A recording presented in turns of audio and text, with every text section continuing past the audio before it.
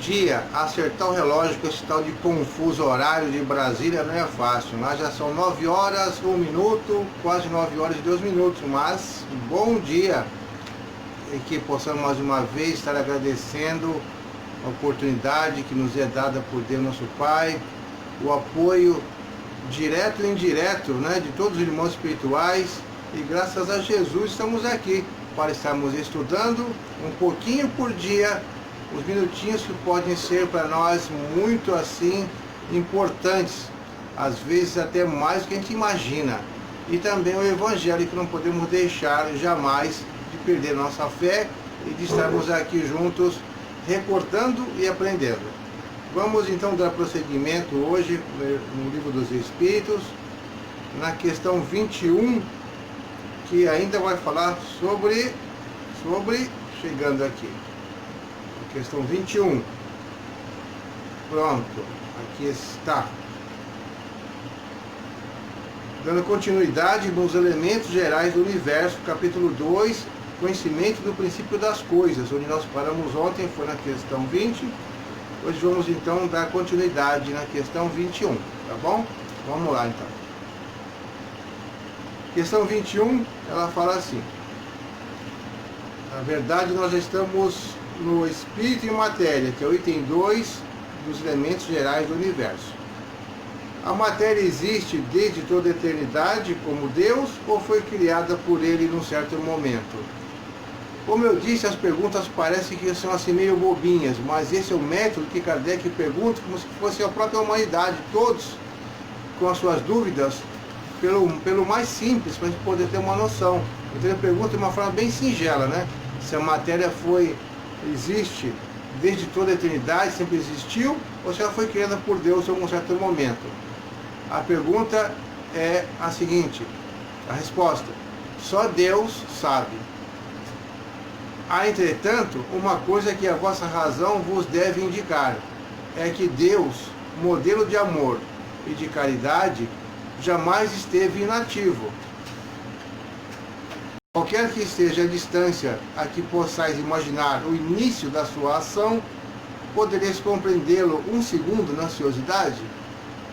Então não dá para saber, né? Deus criou a matéria, claro, mas quando, por mais que você imagine infinitos milhões, trilhões de anos atrás, como se Deus não fosse começar a criar a matéria, mas antes disso, com certeza Deus não estaria na ociosidade, estaria fazendo alguma coisa. Então a gente não tem essa precisão, são apenas especulações.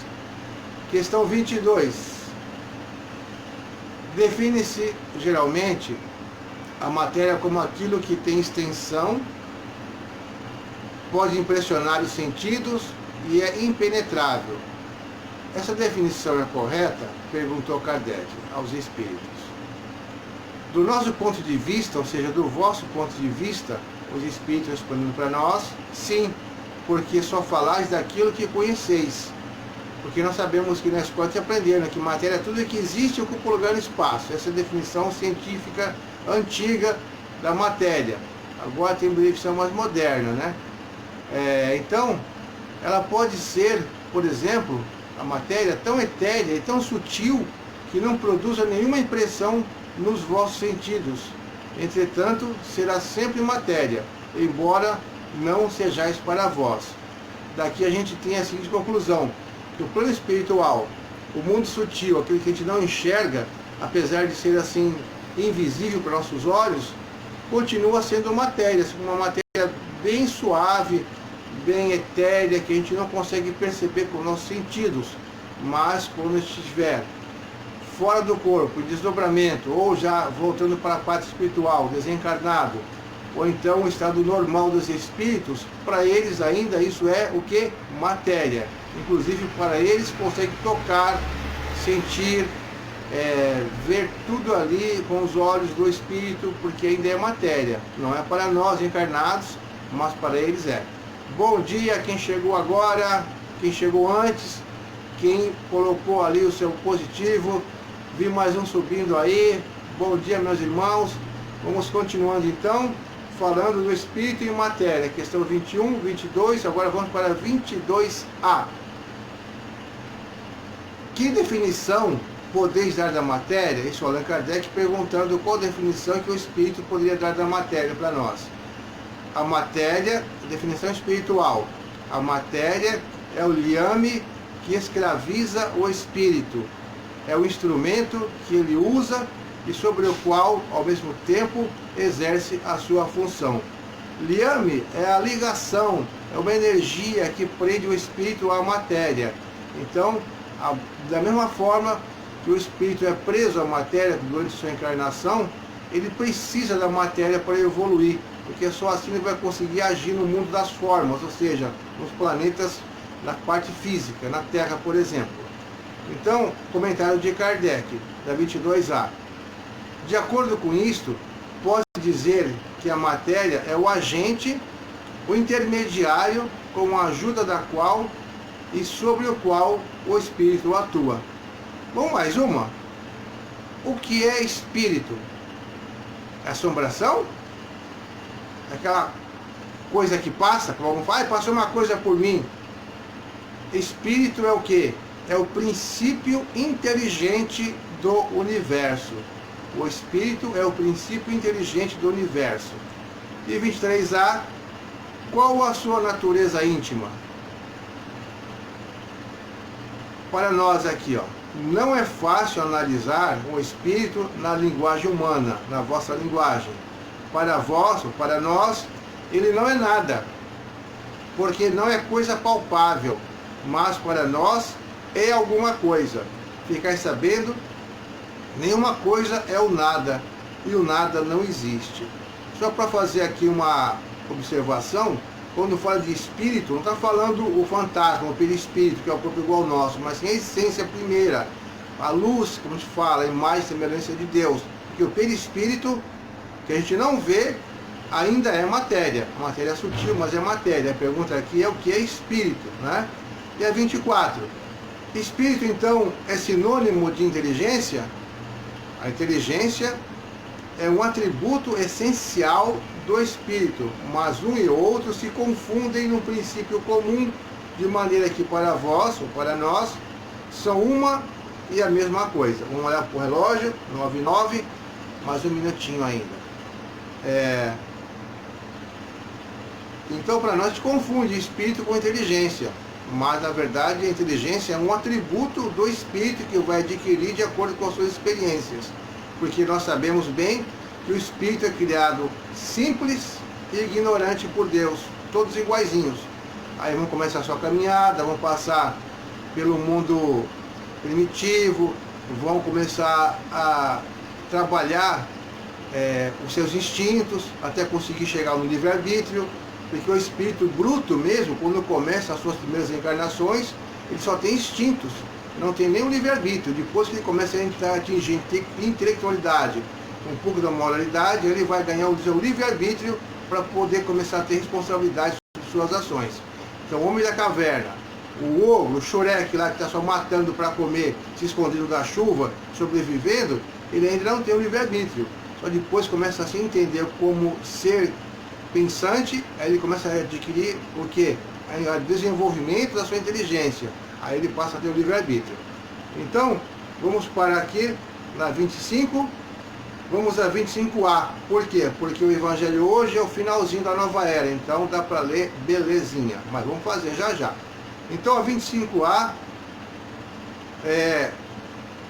perdão, eu falei a 25. A 25, o Espírito é independente da matéria ou não é mais do que uma propriedade desta?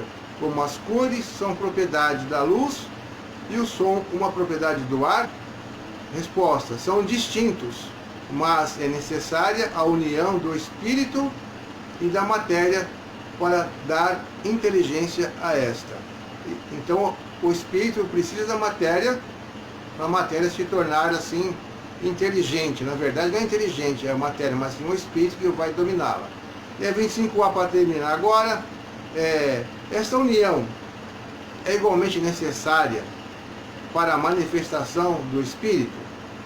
Ou seja, a pergunta é se a união do espírito com a matéria, da inteligência, é necessária para que o espírito possa manifestar. Então, por espírito entendemos aqui o princípio da inteligência, a abstração feita das individualidades designadas por esse nome? Resposta: é necessária para nós, ou para vós, como falam os Espíritos, porque não estáis organizados para perceber o Espírito sem a matéria.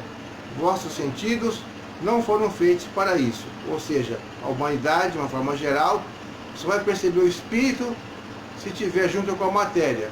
Ou a matéria encarnada ou a matéria espiritual, ou seja, pelo Espírito. Então, se não tiver Espírito e matéria junto, nós não temos ainda a capacidade de observar o Espírito puro, o Espírito sem a matéria. Então, a gente vai parar por aqui na 25A.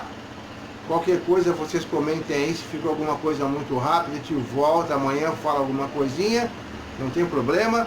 E a gente vai continuar amanhã então na 26. Mas se você ficou curioso, pega o seu livro dos Espíritos, ou então baixa o aplicativo aí no App Store, vale bonito, hein? E já vai estudando, já vai adiantando e não fique curioso. Vai estudando, vai lendo, vai recordando e vai aprendendo, tá bom? Então agora a gente vai, já são 9 horas e 10 minutos, vamos dar a continuidade no Evangelho, mas já é na parte final, ainda no capítulo 1, que vai falar do item 11, ainda falando das instruções dos Espíritos à nova era.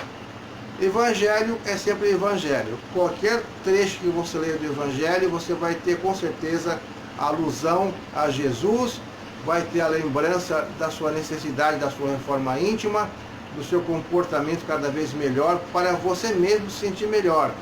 Não pense em se melhorar para os outros, pense em se melhorar para você, porque com certeza isso vai ter esse mesmo efeito. Você preocupando com você, você vai ser você vai ter condições de estudar você mesmo, procurar melhorar os seus conflitos, seus problemas, e fatalmente você vai estar se melhorando para todos.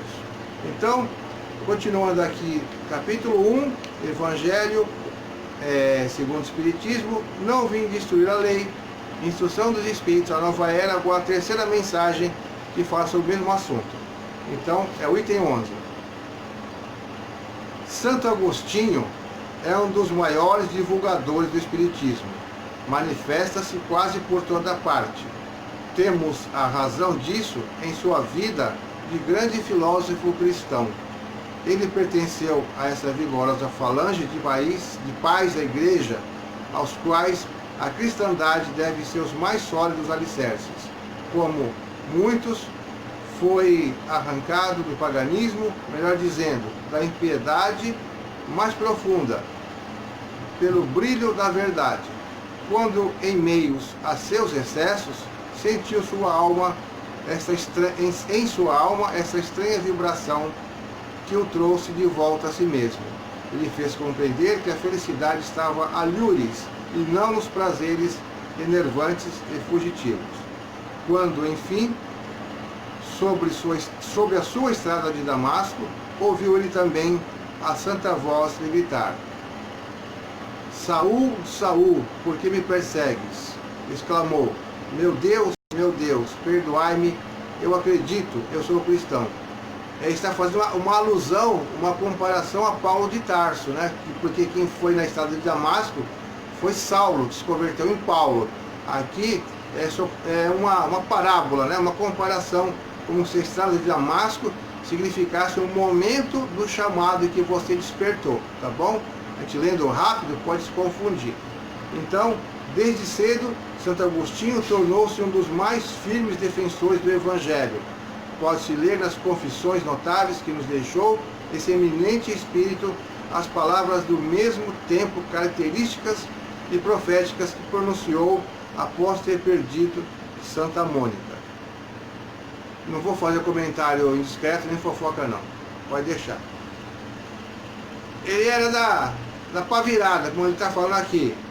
E depois virou santo ele e a Mônica. Tudo bem, se arrependeram, tudo bem. Então a gente pode virar santo um dia ainda. Esperança é a última que morre. Mas não estou com tanta pressa não. Vamos aprender primeiro.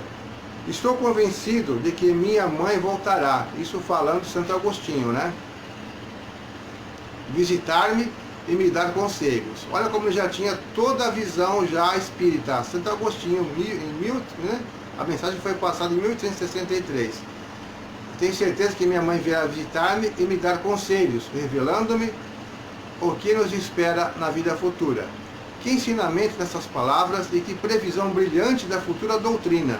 É por isso que hoje, vendo chegada a hora da divulgação da verdade, que ele pressentira outrora, faz dela ardente propagador e se multiplica, por assim dizer, para responder a todos aqueles que o chamam.